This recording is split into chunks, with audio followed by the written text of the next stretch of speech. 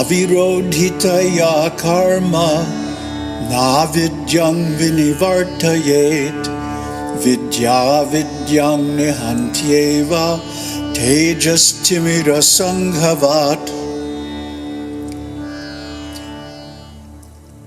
Avirodhitaya, for not being opposed to ignorance. Karma, action. Na, not. Avidyang, ignorance. Vinivartayet, destroys.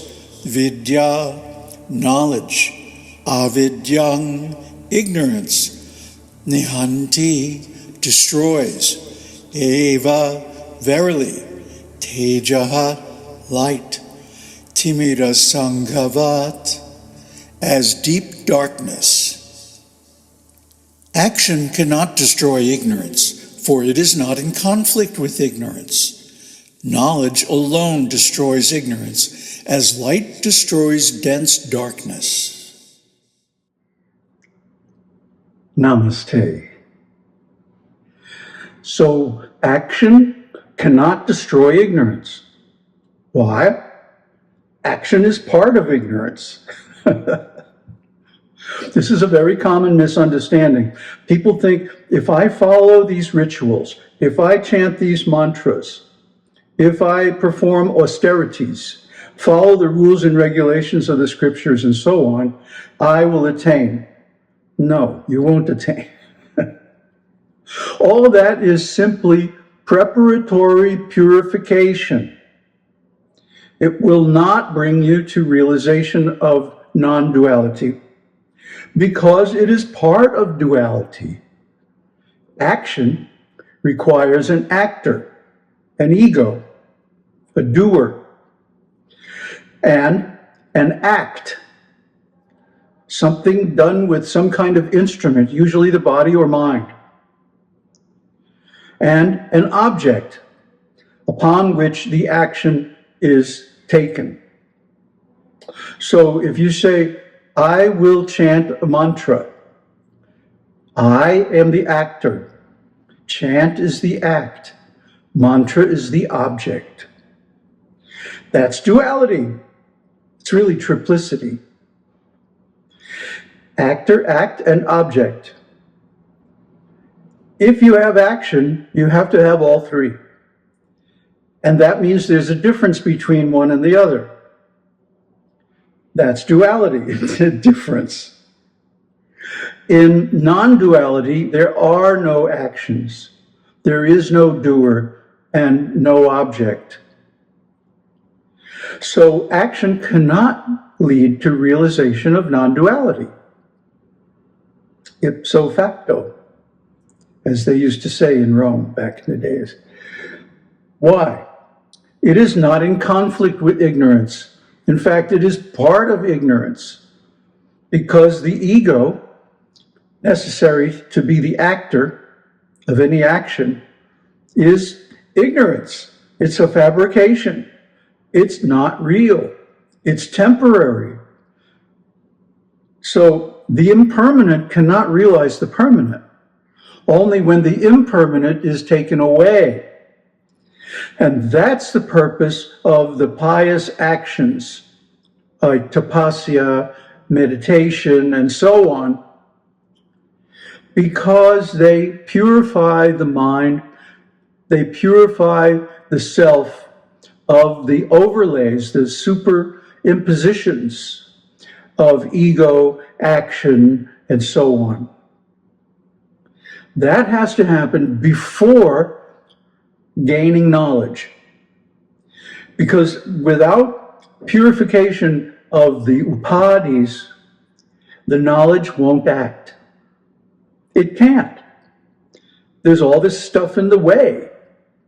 Like I was saying in the last video, you won't be able to see the light of Brahman because there are filters, shutters, superimpositions covering it up.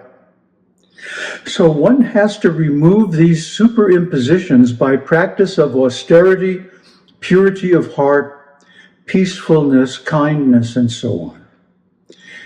This is the purpose of the actions given throughout the Vedic literatures, even in the Upanishads. There are certain actions or exercises given to help remove the blocks that are stopping the perception of self with a capital S. Instead, we get hung up on the self with a small s, the false ego, and all his actions and possessions and enjoyments and so forth. But that's not the thing. In fact, even people become very proud of being religious. Oh, I did so many austerities, and look, I've been a vegetarian for so many years, and like that. That's false ego based on religion. What an oxymoron. When the practice of religion is meant to get rid of ego. So we should not take these things too seriously. But the practice must be done. Then, when the practice is, in the completion state, then when we hear the knowledge, aham brahmasmi, we get it immediately. Then there's no more obstacles, no more superimpositions, no more blocks. And one can see Brahman as the light reflected in the purified mind during meditation.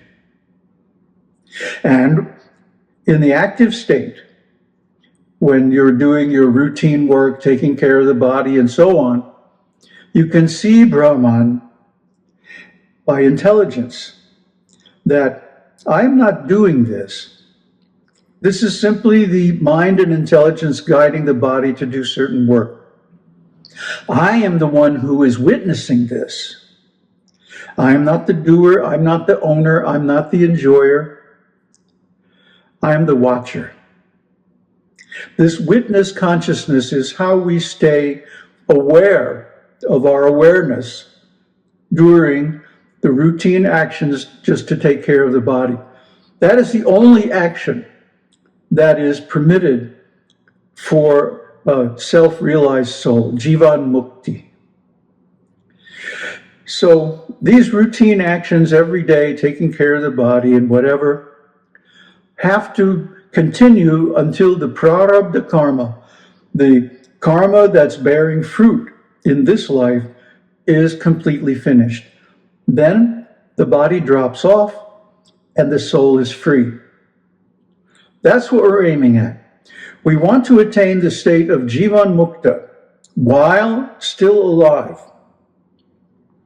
And the performance of austerities and so on is just the preliminary actions to purify the false ego, the possessions, the enjoyments, the attachments, and so on.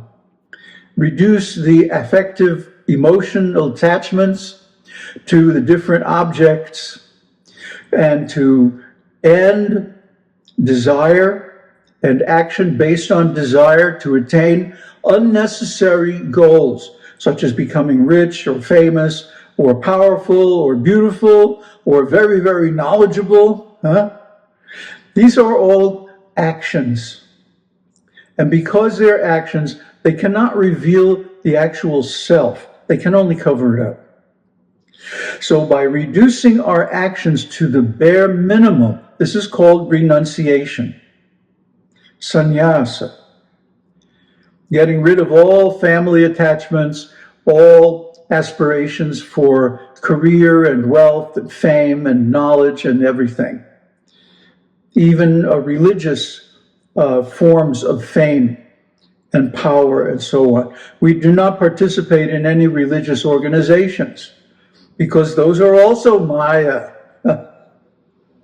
They're complete fabrications, an artificial hierarchy.